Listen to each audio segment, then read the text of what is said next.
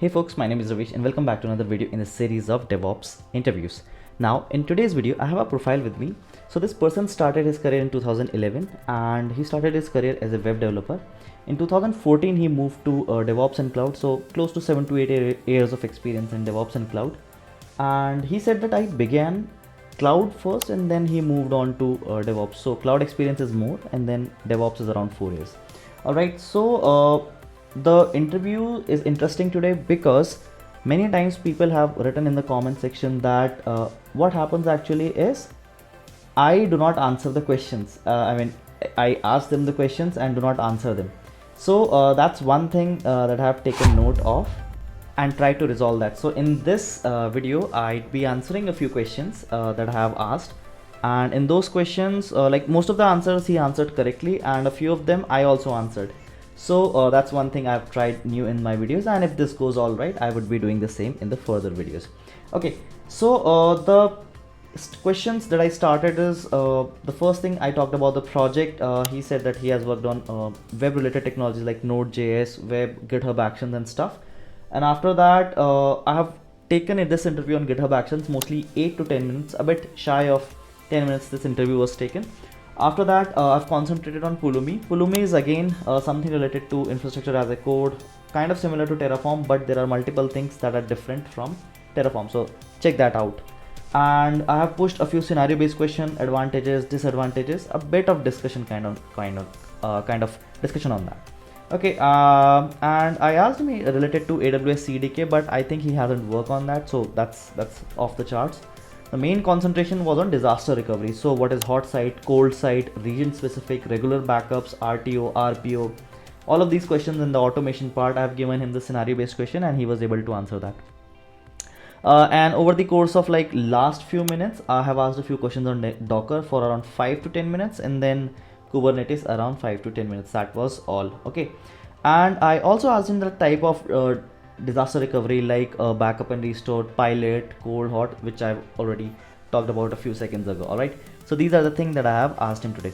So I hope you will enjoy this conversation that I had. This is close to like 40 to 50 minutes of content, and I think you can take out your pen and paper right now and note down all the questions. All right, so again, I would like to request that kindly subscribe the channel because it really motivates me to create more content like this. So without further ado, let's get started.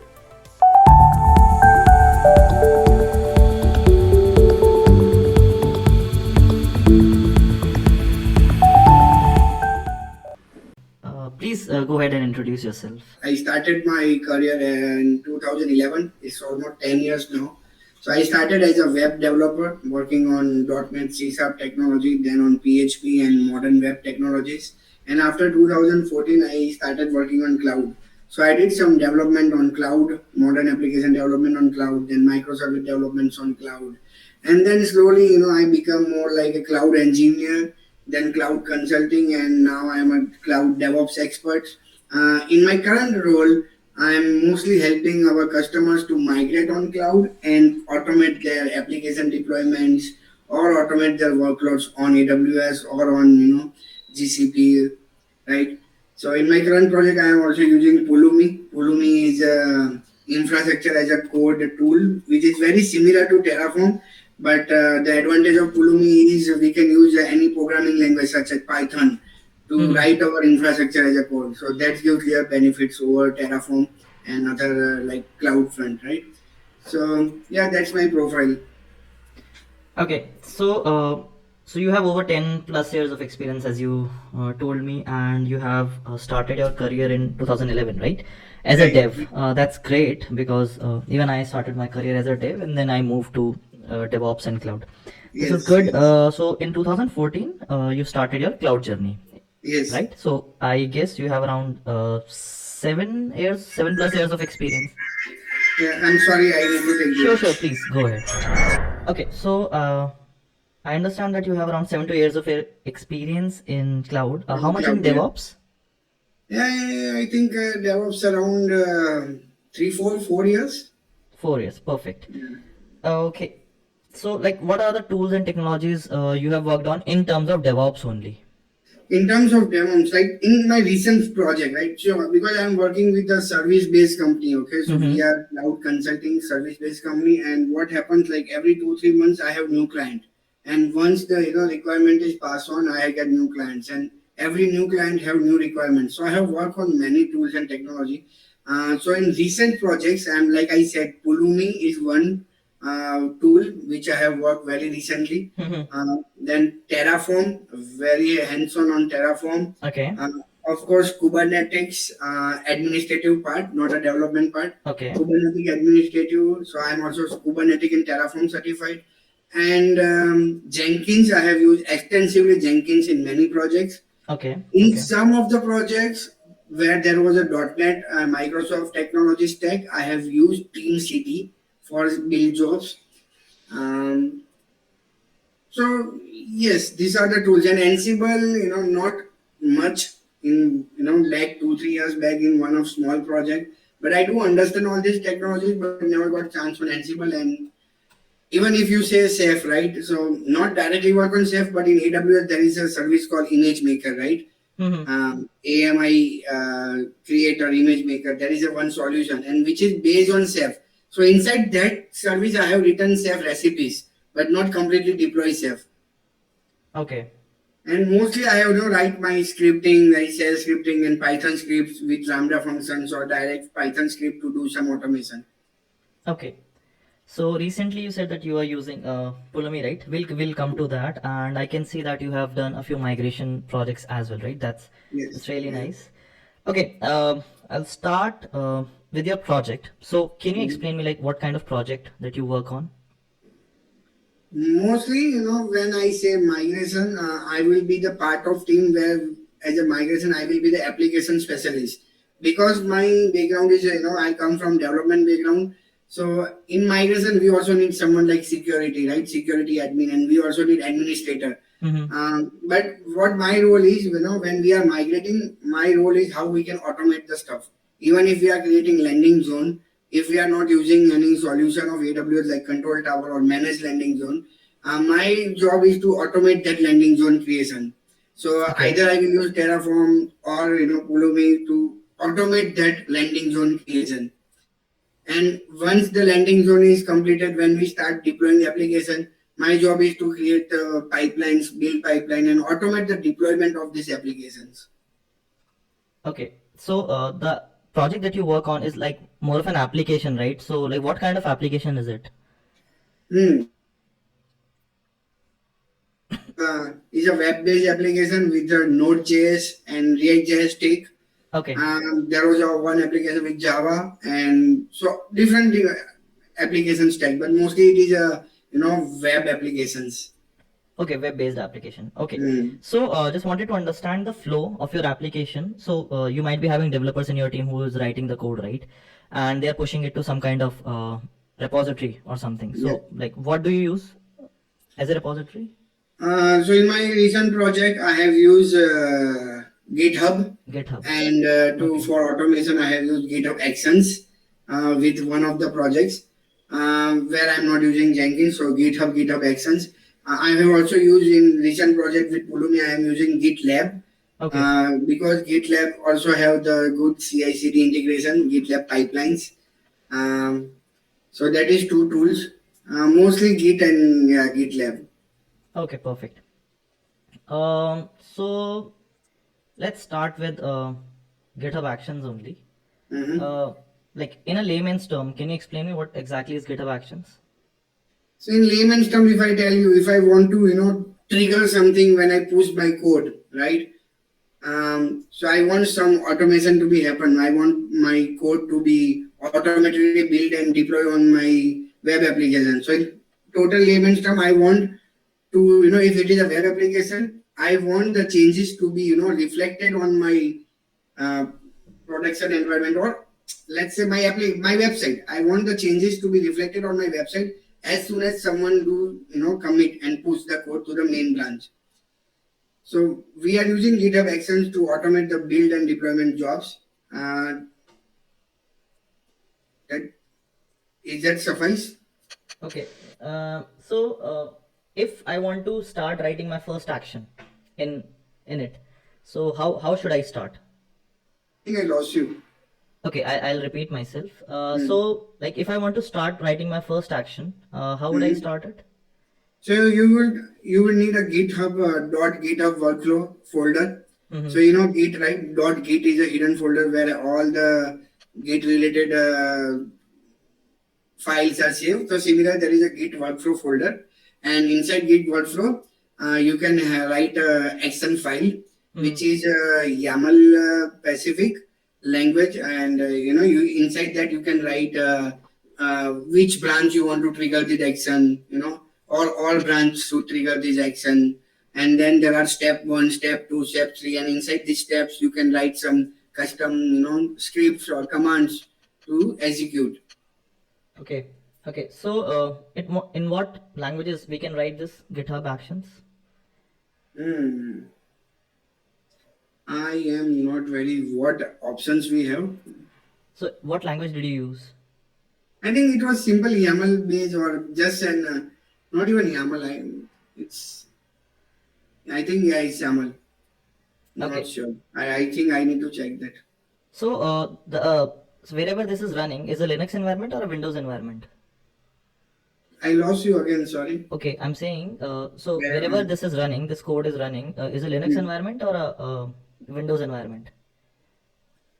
I think it is a Linux kind of environment because I have not checked that. But basically, same thing if I do in my AWS DevOps native tools like code build, right? I Mm-hmm. can select which image I want to use for a build jobs, right? So I'm Okay. not sure if I can select here in GitHub Actions Okay. because this is platform as a service. I'm not sure if I can select Linux or Windows. Okay. Okay. So basically, what happens is any language that can work on Linux, Hmm. like Bash shell programming or Python, JavaScript, Hmm. etc., Right. that can work on it. That Okay, can work. no problem. So, so is it possible to share actions across different repositories within the same organization? Is it possible? Actions with a different repo. Huh, different I repo, never. same organization. So I never did it, but I don't think it is possible because repository is directly. So actions are directly linked to repositories because I save my file there. Hmm. So I am just assuming this because I have never done it. I assume it is not possible. Okay, actually, it's possible. Okay. So, I mean, one way to do is you can create a central repository that can contain all the shared actions. So that Yeah, can right. happen. Still it is the repository. Actions will be linked to repository, right? But Right. you will have a central one so that Center one. Yeah. everyone have the access to it. Right, right, right. Okay. In that way, we can share it. Okay, so consider a scenario in which there are developers, okay, and they do some kind of commenting or create a merge request or a pull request. How can you trigger an event in terms of that? Event, you mean you want to run the GitHub Actions on commit? Yeah, commit, comment, PR, anything. Mm-hmm. So Right, how do you do that? right. So in GitHub Actions, where we define steps, before steps, there are one option to specify. Either Mm-hmm. one is branch, in which branch, and then on what kind of event you want to trigger this GitHub Actions. I forgot the name of that keyword of that, but I'm on. I need to check that, but yeah, there is one specific keyword to specify this.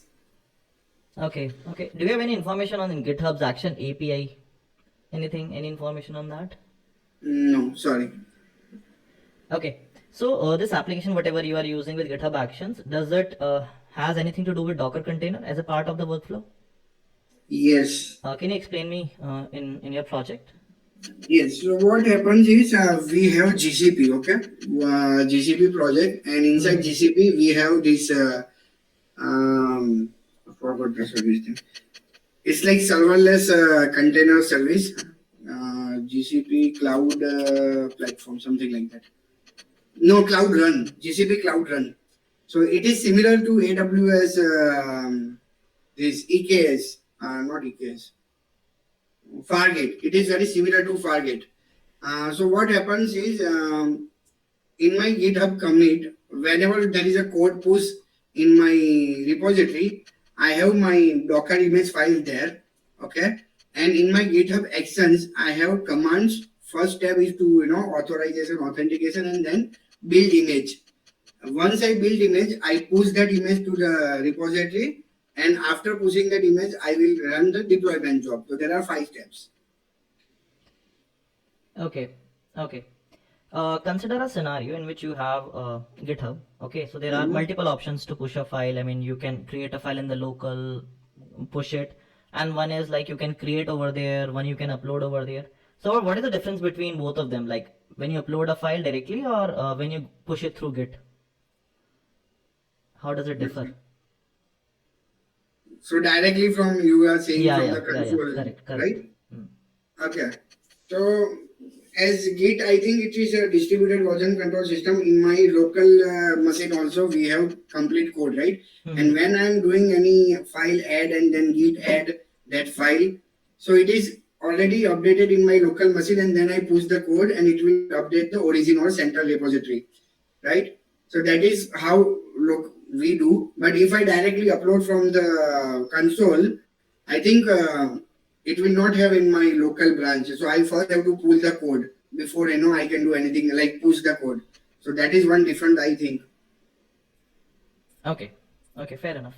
Let's move to you worked on Pulumi in the recent past, right? Okay, so Pulumi and Terraform, you are hands-on both, if I remember correctly, right? Yes.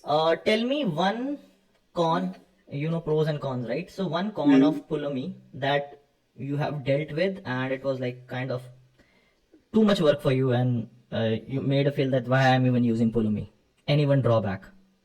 Anyone? Okay.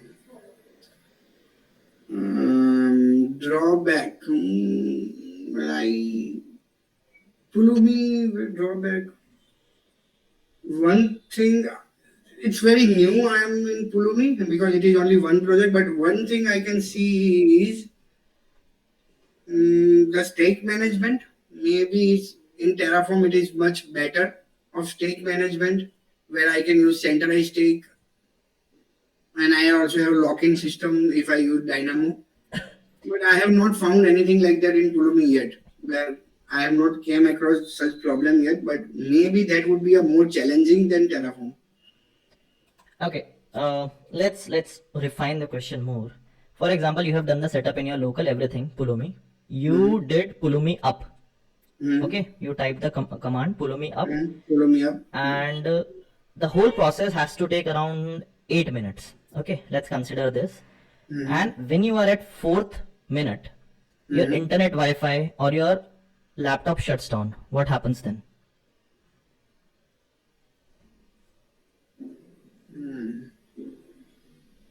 The stack will be interrupted, and I think it will fail. The program will be fail. So once I come back, I can see the failed stack.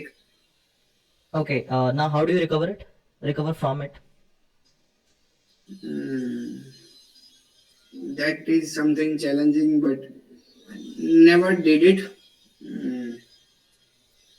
Okay. I mean, just take a guess. What would happen and what I would do? Ideally, it should happen that ideally how happen in Terraform, it should not create the resources until the stake is completed, right? Or it should roll back. So if it Pulumi, I'm not sure if that is true. If half resource is created and stake interrupted in the failed state, so next time if I run, it will obviously give me error because half resources are already created, right? And half is not created. So to recover, one thing I can do is I can list the stake list and delete all the state using URL number. So and I can remove from this what do we call state. So I can delete resources from the state, right? And I can manually delete the resources and console. That is one thing, but it will be very cumbersome process. Second thing, I can do Pulumi down and destroy the whatever resources I created, and then rerun the Pulumi up. Okay, when you rerun the Pulumi app, the resources that already been created, what happens to that? It try to create again, right? Okay, do I have to delete them manually, or it will clean itself up on its own? So Pulumi, I'm not sure, but in Terraform it does happen. It will not create the resources again. It will just see, compare the state, and it will see that this is unchanged. So don't do anything to this. And I think in Pulumi also there is a, they know, right? The if it is interrupted, then it is trying to recreate it. Just a minute, huh? There is someone on my door. Sure thing. So like in from like 10,000 feet view, let us understand the pros and cons of Pulumi. Mm-hmm. Talk me about it. Like, what are the pros and cons of No. Pulumi? Right. So advantages we see, because I am very new to Pulumi, I see the advantages. Advantage I can see is either using a programming language of your choice. So I am using Python, Mm-hmm. and it is very convenient to use Python's for loops, very easily language specific features. Like you create a class object, and you just use while loop, for loop. You use conditions, variables. Very simple. In the programming language terms. And in Terraform, it is really difficult because we have to use for each, right? Mm-hmm. Okay. So that is one thing I can think of. Second, obviously in Pulumi we have this dashboard, right? Which when I do Pulumi up, I get a link and I can go to dashboard and I can see all the resources created, inventory of resources, past action, history. Same thing exists in Terraform, but it is paid feature, which is Terraform Cloud, right? Or Terraform Enterprise, I think. So there is a dashboard for Terraform as well, Okay. right? I'll talk about a few of them. So, Mm-hmm. if you know how to write TypeScript, then I think the most support we have in TypeScript. Rest of the Mm-hmm. language frameworks are coming up. Still not there, but they are coming up. They're TypeScript coming is up, like yeah. most of the use. And one con is what I feel is that it does not mean that if you use real programming languages, it always better. It does not happen that way. Always. I mean, Mm-hmm. see, if you're a developer, comes from a developer background, you find it easy to do that, but And many people it's will find it hard, yeah, right? yeah, I mean, it's kind of a do dhari talwar, which is known as Mm. double-edged sword kind of a thing. One more feature I am Yeah. using in Pulumi is we ask our clients or customer to pass YAML file as a Mm-hmm. variable file, and from YAML file we create the Pulumi object, right, in Mm-hmm. config. So Pulumi object, it converts YAML file to a Pulumi config, and from that we can have Python variables. So YAML file to Python is very easy. And what happens in Terraform, like we don't have any specific, variable files. It is similar structure, right? We have to have that block of Terraform variable block, and then we pass variable files or we pass inline variables. So it's very hard in Terraform to have variable files outside and directly configured without changing the code. That's what I believe. Okay. Okay. So I saw on your resume that you have worked on CDK as well, right? Cloud Development Kit. Yeah, I think 2 years back, but Yeah, if you AWS ask CDK me, only, right? it's if you ask me any questions on this, I'm sure I'm going to. I mean, if you're not comfortable, I won't ask. Not an issue. Yeah, because it's 2 years back. I did AWS SDK. It is like Python based code development kit, which directly you write Python code, Mm-hmm. and when you compile it, it creates a cloud formation template for you, and then you can run that cloud formation templates, right? So very similar concept, but it converts code to the template. Okay. Okay. Oh, let's circle back to Pulumi only. One last question on that. How do you set up Pulumi? If I'm a rookie, I don't understand anything. How do you set it up? Set it up is just an installation library. Either on Windows you download exe, or or Linux or Mac you just install using the program manager whatever you are using. So in my Mac I have done brew install Pulumi. Then you set your path, Pulumi path, and it's just like very similar to Terraform. It's just an command line tool. So Mm-hmm. once you are done, you can do Pulumi login. Pulumi login is when you create connection with your account. Either you can use AWS Pulumi API token or your Pulumi username password. So when you go to Pulumi website, you can create this account, right? Where you will see the dashboard. So you can do Pulumi login, and then it will in behind it will work AWS profile CLI. So you have to configure AWS profile or CLI if you are using AWS resources or Okay. provider. Okay. So when we work on Pulumi, what technology does it use under under the hood? Is it using Terraform? Yes, it uses I Terraform. saw error. You know why I guess it? Because my AWS CLI session was expired and Uh-huh. I did Pulumi some command and Mm-hmm. it gives me error related to your Terraform AWS provider. Pulumi, why it is giving me? But yeah, it is using Terraform in behind, I think. Yeah, yeah. At the background, under the hood, it requires Terraform. Hmm. Okay, cool, cool. So I can see your expertise in disaster recovery, right? And you have done a few projects on it. Let's talk about that. Okay, let's consider you are a senior person, which you obviously are. Mhm. And being a consultant, I won't be asking you the nitty-gritties of it. That I would be asking you for a architectural point of view. Okay, like Mhm. sort of a discussion. Like, what would you do if I'm your Mhm. manager? Like, what would you Mhm. do? Okay, okay. So let's say you have got a new project, new client. Right. Okay, and they want to write a recovery plan basically for disaster recovery. Give me three best points for like top three elements for effective disaster recovery plan. What would you do? Uh, okay, so we want DR plan um, to have continue our business in whatever disaster we face. Mm-hmm. So first point is regular backups. So I can talk about RTO, RPO, Mm-hmm. recovery time objective, recovery point objective. So first time is how frequently you want to take backups. Every 1 hour, every 2 hour, or every 24 hours. Mm-hmm. Some people want live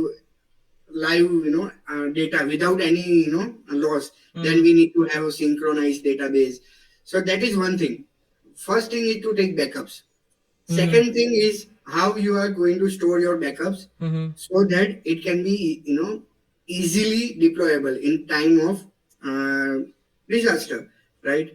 So that is second point. And Mm-hmm. third point is how you are going to automate this and continue test this that your DR plan is working. Okay, let's forget about second. Can you hear me? Hello, you can hear me, right? Yes, I Okay, can. so let's Did talk. you got the answer? Uh, yeah. So let's forget about second and third point as of now. Talk about the first one. You now that you have mentioned about RPO and RTO, Mhm. can you throw more light on RPO and RTO separately? Why? What is Yeah. this, and why do we? Why do I should know about it? So recovery point objective and recovery time objective. Recovery point objective is at what point of data you want your system to be backed up. So how much data loss you can bear. That is recovery point objective. So if Mm-hmm. recovery point objective is less, you know, then you will have synchronized database or you will have sooner the backups. So increase the cost. So Mm-hmm. what if the RPO is less, it will increase the cost. That is one thing. And recovery point objective is no recovery point objective done. Recovery time objective is how soon you want your system back again. Mm-hmm. So that is your time objective. And time objective depends on if you want pilot ride, what strategy you want to use. So how soon you can come back up, or you want both the website, main website and DR website, both to be up every time. Then zero RTO. Then you need a two website. So again, if RTO is less, your cost will be more. Okay. Okay. Yeah. Perfect. What was the second point you were discussing? RPO and RTO, right? No, no. That comes under regular backups, right? Yes. What is the second thing you were talking about? Second point. Where you are so You I was talk. talking about where you are storing your backups and how soon you can make it live again. I mean, the region specific thing you are talking about. Yeah, so if you are having in single region, right? Then if the regions goes down, you want to decide that you want what kind of backups you want. So if you are having cross region, enable cross region backups, similar things we can discuss as per the RTO and RPO only. Okay, okay, okay. What's the third one? Automation of this making website live, DR website live. Changing of Route 53, domain name, changing database string, changing some kind of application configuration, deploying application if it is not, site to site, or, both sites are not active, then how you are going to deploy the website again, how soon you are deploying website. So all that points. Okay, okay, cool. Okay, so there are multiple types of disaster recovery availables, right? Like backup, Yes. cold site, hot site, something like this. Yes. Talk me about four of them. So yeah, so first one is backup and restore. Mm-hmm. Second, I think is pilot, right? Let's And let's talk third about is let's talk about one by one and explain about that. So first one you talk about backup and restore, right? yes. So like So backup and restore is where RTO and RPO is maximum, right? You okay if RTO is 24 hour, RPO is 24 hour. So then, but it will cost you very less. In this case, we are just taking backups every 24 hours, and we are storing in a secure place, maybe in another region. And at the time of disaster recovery, we restore it from our backups. okay, So that okay, is backup and restore. okay. Next. Next is a pilot, right? So Okay, in pilot, right, you have your secondary website up, okay. but it is not serving any live traffic, and it is running on minimum resources. For example, let's say your production website is running on a large server, let's say M5 large, M5X large. Mm-hmm. Then your pilot light, the secondary website is running on M2 large, like, or M2 small, whatever, the smaller server and smaller database, Okay. right? So Mm-hmm. that is your not even database. Database issue is same only master database, and we are just taking backups of your database. So at Okay. time of disaster recovery, what happens? Our master goes down, then we shift traffic to our pilot and we upscale it. Okay. Okay. Okay. Okay. It will take some less time than restore. It will take less time because the website is already there. We are just scaling it up to handle production traffic. Okay. Okay. Fair enough. Then there is this cold and warm, right? Mm-hmm. Cold and warm is it's like two setups, very similar configuration. Maybe the cold one will have lesser resources, Mm-hmm. and but it both will have database. So cold will have read replicas of the masters, and data is in sync. And in the cold and warm, both the websites are serving traffic of production, but it is on percentage, only 5% or 10% serving traffic from the cold, and most 90% traffic are coming from the warm website, that is our main website. Okay. Okay. So, And if I talk about which one is more expensive to set up, which so hot would be one or cold would be one? hot would be little more expensive Why? because it will have higher configured servers Okay. Okay. Yeah, but they like are M5 large and all that. And in the cold, I will use smaller server, like not very small, but M3 medium something. okay. So which one of these reduce the downtime, like better way? Reduce downtime, the cold and warm will be obviously in all backup, pilot and cold and warm. The cold and warm will be the lesser downtime. And if I compare cold and hot, then which one is preferred? Which one is, sorry? Preferred for the like lesser downtime. Cold and warm, right? Like if I want to compare between cold and warm.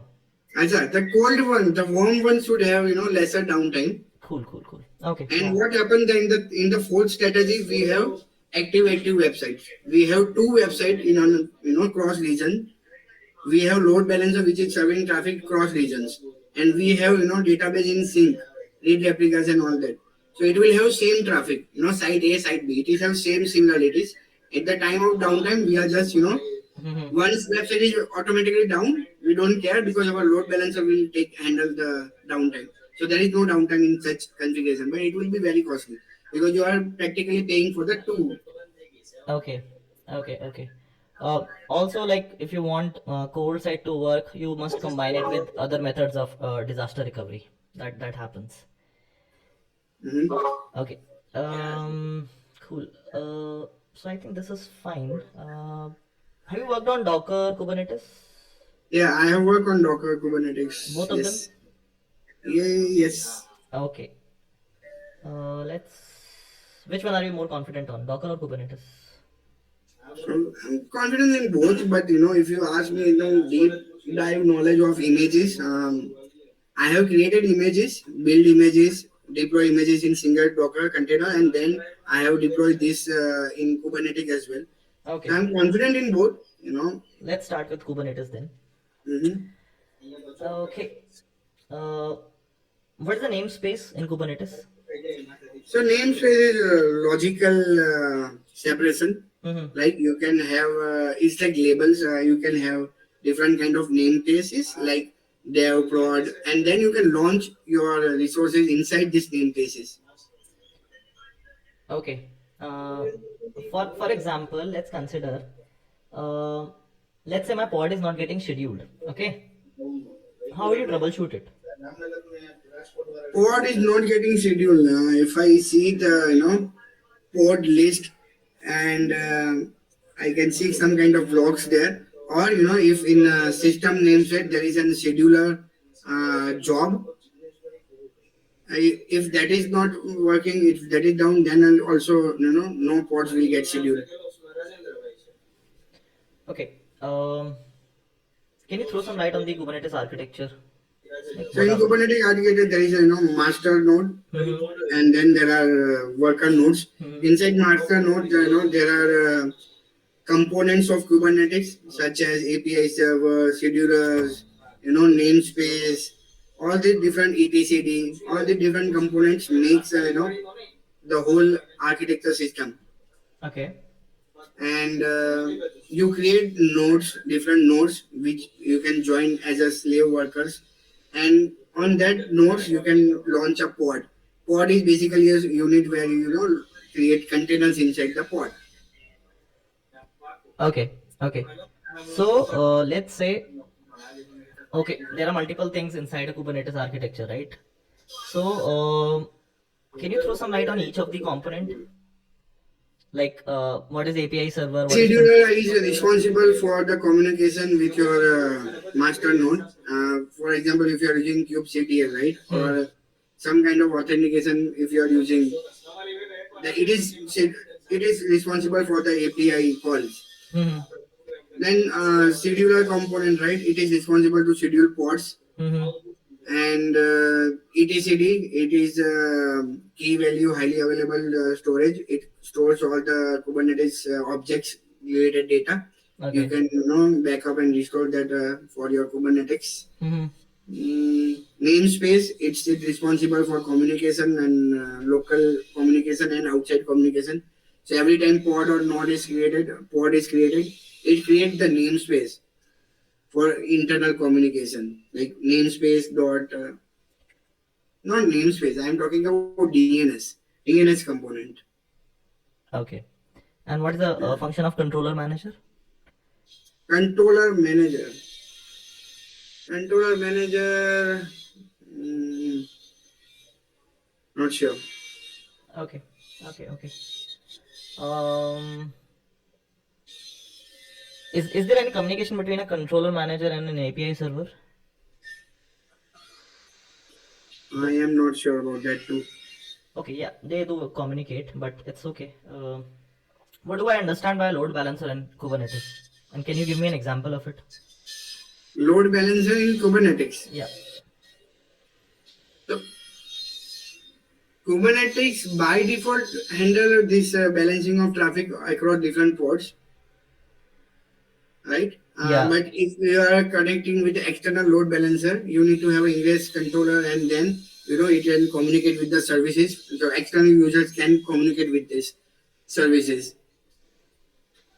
Okay, okay. So we talked about controller manager, right? Which you said that Mm, you don't have an mm, idea. So mm, basically, there are various controllers in Kubernetes ecosystem. They'll drive the states of endpoints like services, pods, mm. Yes. account namespaces, which you talked about, nodes, auto scaling and stuff. So this controller manager, we also called it as cloud controller, or Mm-hmm. simply just controller. So Mm-hmm. it's basically a daemon which runs the Kubernetes cluster using several controller functions. So like that's a very Mm-hmm. basic idea of it. Okay. Yes. Okay, Thanks. this is done. Did we talk about etcd or not? Yeah, throw some light on etcd. So it's key value data storage for the storing all the object related Kubernetes object related data. That's Okay. what Do you know what I, is SSOT in etcd? no. Single source of truth. Heard about it? Yes, yes, yes. So you can it is the you can have the backup and restore of the if you want to restore your Kubernetes cluster. So that is what where we take backups and restore, right? Yeah. Mm-hmm. Okay, okay. Do you know anything about raft consensus algorithm in this? No. So basically, etcd stores the cluster state based on raft consensus algorithm. This will Okay. help you to cope up with the common problems that arises in the context of replicated state machines and multiple servers that agrees on values. Uh, Okay. you can write it down and you can study it later. That's not an issue. So it's had different roles, possibly three, which I remember of: follower, leader, and candidate. You can take a look at that later. Okay, So it now is RALPH. What is it? raft, RAFT. R for Ravi, A Yeah. for Yeah. Left. Avi, F for foreign, T for So yeah. tank. So it is also used in the blockchain Yeah, and yeah, other multiple technologies. things. So you can Interesting. study about it. It's a Mm-hmm. good thing to learn. Okay, this should be fine. Okay, let's jump to Docker, and this would be my last topic for today. Mm-hmm. Okay, that's a very famous question that I generally ask on every interview. Why there is a need of Docker, and what is the underlying problem that it was trying to resolve or has resolved? Right. So, if you see the history of our deployments of applications, right, or building an application where there was a monolithic computer and on the OS layer, right, about OS layer, there is an libraries, dependency libraries, and then you run an application there. So, this was the basic monolithic deployment. Then what happens?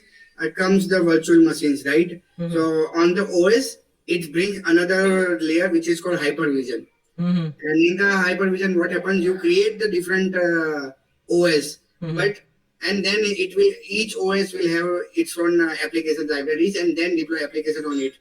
But this was very heavy, right? Because it will have OS layer and the application, so it was very bulky to transfer and very slow to deploy as well. So what containers do is, on OS there is container daemon or containerization, what I call containers engine, container engines. So this container engine will use the same OS, and but it will have libraries specific for your package become very small, and you can easily ship it because it is called containers, right? You can easily you know migrate it or share it with others. So for example, if I'm building a Docker container, I have container engine, and then if I build an image and I share it, it will run on other container no matter what, right? Okay, okay. Uh, what do you understand by Docker object? Docker object. Yes, Docker object. Docker objects. So all the image containers are Docker objects. Yes, there are multiple other things as well, but yeah. Hmm. Network Uh, config maybe. okay. Any idea about labels and keys and values? Like what exactly is it? right, secrets and others. Yeah, Labels, I think I've not used it, but never used key it. value, if you to say, we can create Docker secrets, for sensitive data, and then we can pass this in images. So we can have this sensitive data passed on to our application. Okay, like I mean, what is the use of a label actually? So in general terms, we want to stick some name to a object, so we can use label, and then we can call it or group. I have a group of object with the Mm-hmm. same label, maybe. Mm-hmm. Basically, label adds a metadata to your image. Key Right, value pair that you right, already right. talked about. There are multiple commands for that. You have to start with label, which is label, and then you can work on it. Yeah, this is good. Do you know how to add a label? Add a label in like network, Docker network or something? Because I have not worked with label much. Okay, okay, no problem. What do you use for? How is Docker monitored in production in your area? Docker, sorry. Docker, how is Docker monitored in production? Hmm. So that is very tricky question in all the interviews. Where it comes to monitoring, I have slightly lower hand. Mm-hmm. Because I will not much involved once the application deployed and automate my job. I go out from there, but sure, we can collect logs. Either I have used once New Relic. New New Relic. Relic, have these three kind of configuration. One is direct AWS integration. Second is agent-based monitoring, Mm-hmm. and so if you want to monitor your EC2 or you want to monitor Docker container, there is agent you can download from New Relic, and then when you are creating the container, pass on that agent on that container, copy that agent on container, and activate that. So it will keep monitoring and show you the container related memory, or what kind of users we are having on the New Relic dashboard. So that is one way. Okay. Apart from Docker, do you know any other container technologies? I have not used it, but I know Docker is container engine. So similarly, there is container D, and there Heard is about one more. RKT? There is one more. I'm not sure about it. I have never worked on it. Okay, no problem. You were talking about the hypervisor, right? The hypervisor is a software program or a hardware program or anything else? It is a software program. Okay, so how does it come? Does it come with the OS itself or it comes with the installation of Docker? Right. So I'm not sure, but we could never use it. But what I understand, it is a software layer, basically like VMware, right? And then we can create the virtual machines on top of that. Okay, okay. Where is this Docker volume stored? So Docker volume store on native hard disk, on the machine's host hard disk. Okay. This would be my last question for today. Mm-hmm. Consider a scenario in which your application is running on Docker. Okay, Mm-hmm. there is one container and it is running on that, and in the other container we have our Jenkins setup. Okay, and everything is running fine. The jobs are running fine. The deploy, build, deployment, everything is running fine. Perfect. Okay. There is a junior in your team who restarted the container in which Jenkins was hosted. Mm-hmm. Okay. After that, you are not able to see your builds and deployment, whatever you used to do. What went wrong Mm-hmm. over here? Okay. So similar problem I did face in my slave-based architecture when Jenkins master and there is a Jenkins slaves, right? Hmm. So and Jenkins slaves was installed on the EC2 machines. Hmm. So when we restart the EC2 machine, Jenkins slaves, are not started by default, Hmm. right? So in my build jobs, all the builds are failing, and it says the slave is disconnected or Hmm. it is not online, Hmm. right? In such scenarios, what we have to do, we have to restart the slave agent, Jenkins agent, which is running on that machine, and we have to also make sure that every time restart, we have some user script which automatically runs the agent on every restart. So that is one scenario I can think of it right now. Okay, I'll just modify the question. I think you haven't got the gist of it. My Docker container has only one master, one slave. That's all. There is Okay. no slave. That master is will act as a slave. Okay, Okay.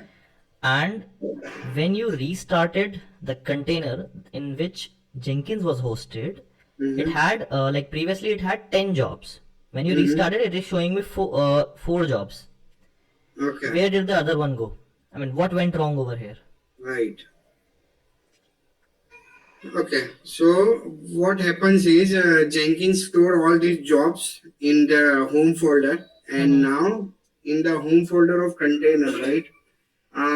If you have volume attached, Hmm. and when you restart, maybe it is possible that volume is not attached to it again, and you have to mount it again. You're almost there. I mean, almost there. Yeah. So basically, what happened over here is previously the volume was mounted and everything was running fine Yeah. on four jobs. Recently, something happened. Maybe it could be a hard disk crash, it could be a software crash, and people started creating their own because they did not know what went wrong behind. So they created their own jobs. Now from four, Mhm. the new number is 10. Right. Now everyone is thinking that everything is fine, so let's just restart it. When they restarted it, the volume was not mounted and Yes. you did not see your jobs. Okay, this is fine. I think this is done. Okay, so yeah, I think I'm good.